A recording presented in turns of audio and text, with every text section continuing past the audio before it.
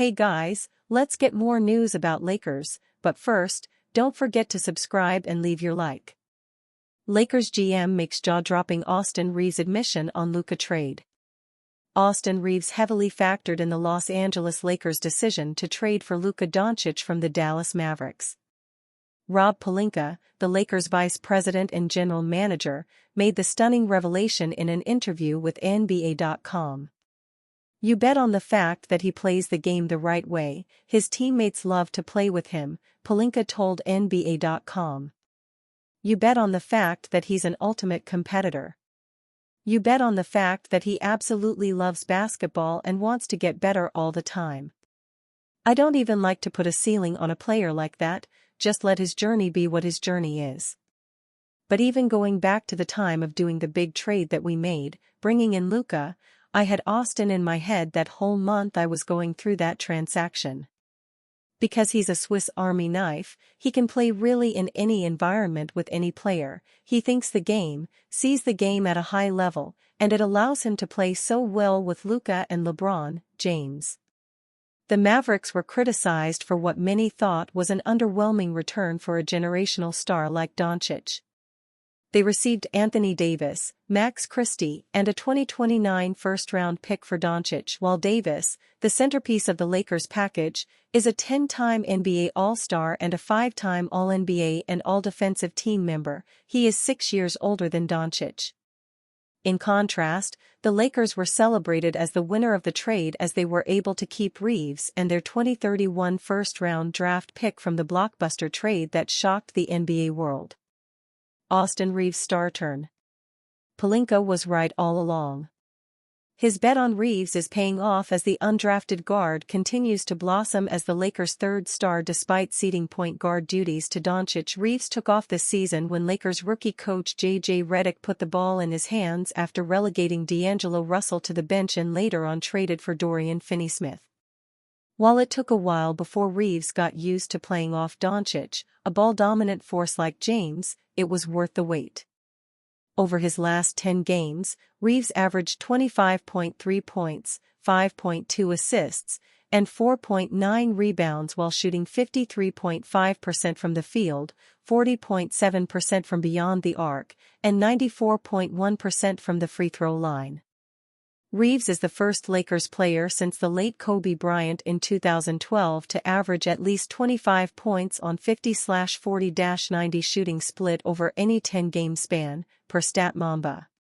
Time to cash in. It was not only the Lakers who bet on Reeves. The fourth-year guard also bet on himself when he settled for a 4-year, $54 million extension in the summer of 2023 to stay in LA. Now, it's his turn to cash in this summer. Reeves, 26, is extension eligible beginning on July 6. According to Jovan Buha of The Athletic, Reeves is expected to decline an extension offer from the Lakers this offseason and will opt out after next season to maximize his potential earnings.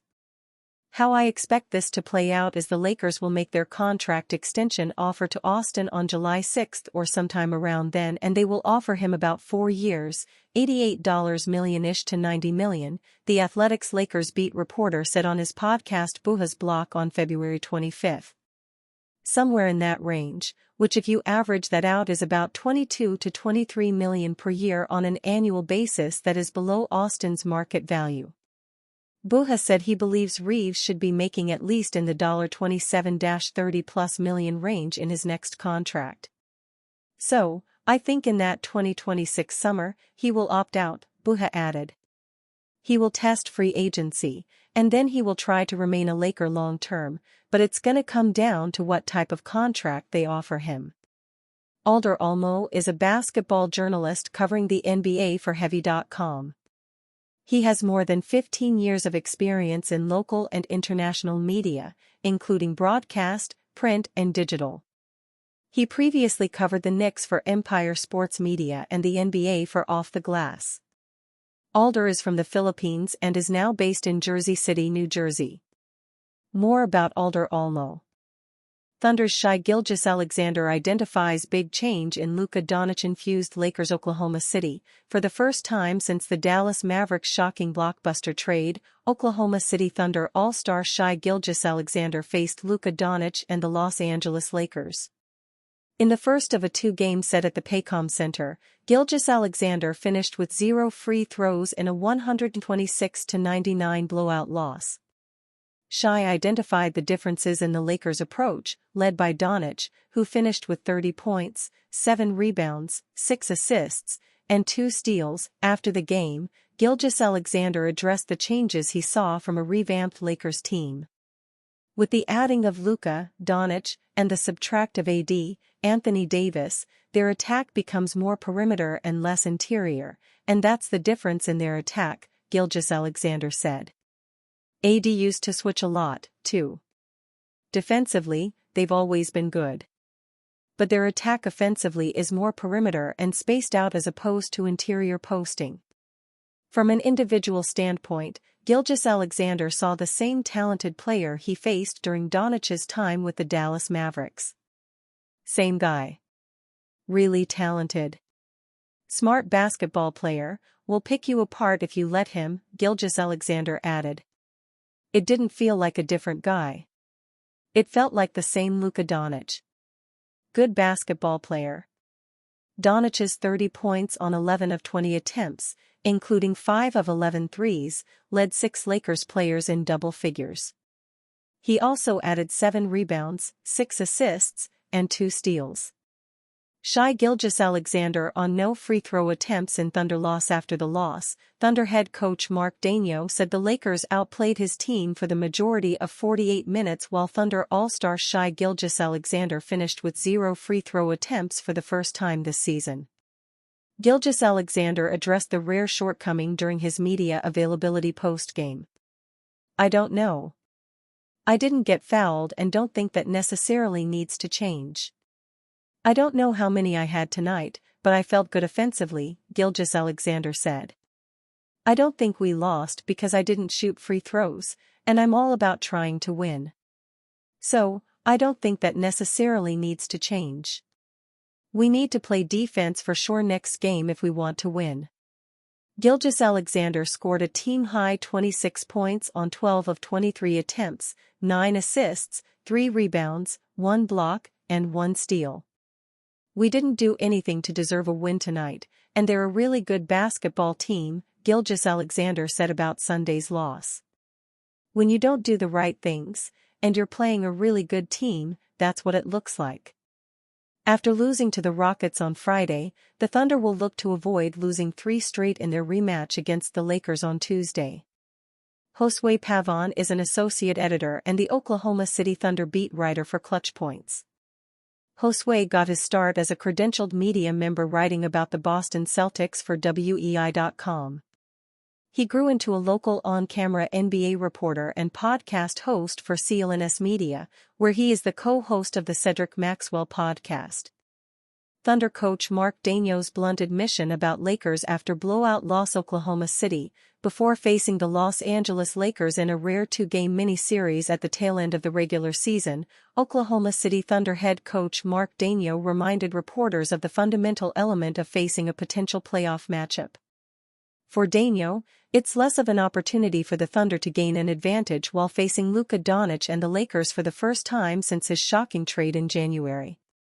Still, the Lakers made an emphatic statement, crushing the Thunder 126-99 in their first 2 matchups at the Paycom Center this week. After the loss, Daigneault addressed how Oklahoma City spent the afternoon trailing its opponent by double figures throughout most of the game's 48 minutes. I thought they were the more forceful, focused team, Daigneault said. I thought our attacks early were pretty good offensively, but certainly they were super sharp and ready to play, and they played all 48 minutes. They did a really good job, obviously beat us box to wire. So, a good lesson for us, things we can look at and learn from, but credit them. They were the much better team today. Regarding the game's fundamentals, Daigneault says the Thunder were lacking. I thought fundamentally today we just weren't nearly as sharp as we needed to be, Daigneault added. And that's the lesson more so than the schemes. Coming off of Friday's loss to the Rockets, it's only the second time the Thunder has surrendered 2 straight losses this season. They haven't lost 3 straight all season. Mark Daigneault addresses Lakers shooting in Thunder's loss. Thunder head coach Mark Daigneault stressed the importance of fundamentals after Friday's Rockets loss. He reiterated this point during his pre-game and post-game media availability. However, Daigneault also addressed the Lakers' scorching hot shooting throughout the first half, which put the Thunder in a steep hole to climb out of after halftime. They were 10-for-12 in their first 12 threes attempts, and they were hot in the first half, Daigneault said. If you leave someone alone in the gym, they usually don't shoot that well from 3. So, there's a shot-making element. But I also think there's a focus element that we were lacking in the game. They made some shots in the first half, but there's also stuff that we definitely could have controlled that we didn't. And that definitely had an influence as well. The Thunder will look to bounce back in their rematch against the Lakers on Tuesday. Josue Pavon is an associate editor and the Oklahoma City Thunder beat writer for Clutch Points. Josue got his start as a credentialed media member writing about the Boston Celtics for WEEI.com. He grew into a local on-camera NBA reporter and podcast host for CLNS Media, where he is the co-host of the Cedric Maxwell podcast. Are you a fan? What do you think of Mark Daigneault's statement? Leave your opinion in the comments.